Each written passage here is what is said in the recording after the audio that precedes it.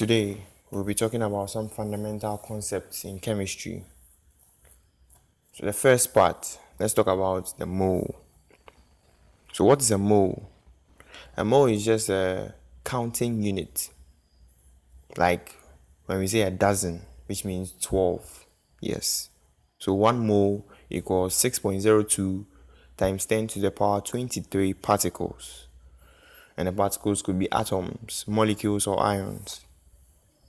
This number is called the Avogadro's number. This number is so huge because atoms are pretty tiny. Now, every element has something we call a molar mass. And the molar mass is just the mass of 1 mole in grams. For example, a mole of carbon is 12.01 grams. A mole of water is 18.02 grams, which is the mole of 2 hydrogen atoms plus the mole of oxygen, which is 16, making 18.02 grams. So this is what helps us to convert between grams and moles in any reaction. Now, stoichiometry is using balanced equations to calculate how much reactant or product you need. So let's say we have a reaction of 2 moles of hydrogen gas, 1 mole of oxygen gas, and then the product being 2 moles of water. This tells us that from the equation, 1 mole of oxygen gas will produce the 2 moles of water. So 4 moles of oxygen gas produces 8 moles of water. So multiply the molar mass 8 by 18.02, we have 144.16 grams of water. Now let's talk about acids, bases, salt, and pH. Acids are substances that donate hydrogen ions like lemon juice or vinegar. Bases accept hydrogen ions or release hydroxide ions like baking soda or soap. They are opposite, but they react together to form something new, salts, through a process known as neutralization. When an acid and a base react, it is called neutralization.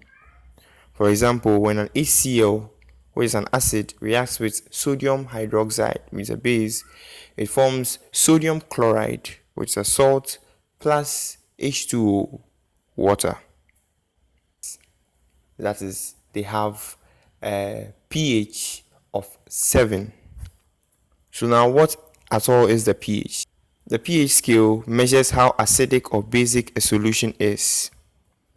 So when you look at the scale from 0 to 14, we have from 0 to 6 being the acidic region, and then from 8 to 14 being the basic region, where 7 is the neutral region. So the most acidic substances fall between 3 and below, that's to 0, and then the least acidic substances, that's from 4 to 6. The same thing applies to the base. So when we have the most basic substances spanning from 12 to 14, and then the least basic substances spanning from 8 to 12. So we have indicators like litmus paper or phenolphthalein. They change color to show pH.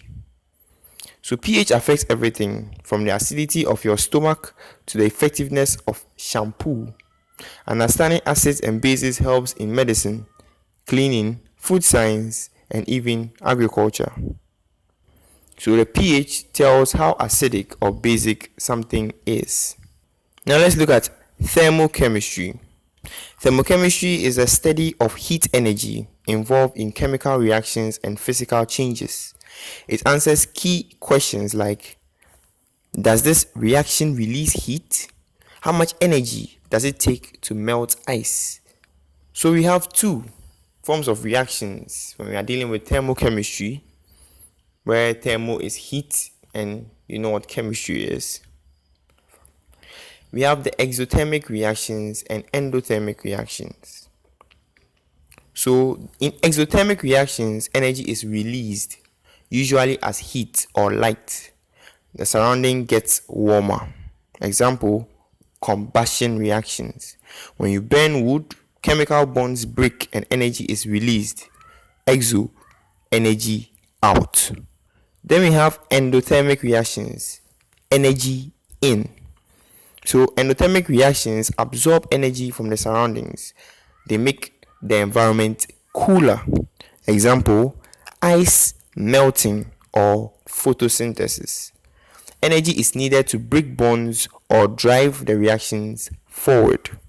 Endo means energy in. Now let's talk about heat, temperature, and enthalpy. Heat is the energy transferred, and temperature is the measure of how fast the particles are moving. So you can have two objects at the same temperature, but one may contain more heat because it has more mass. Right? Now let's look at enthalpy.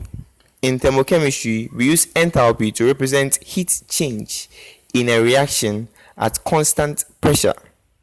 Therefore, if we have the change in enthalpy being less than 0, it is exothermic. And we have the change in enthalpy being greater than 0, it is endothermic. It's like a scorecard, how much energy was gained or lost.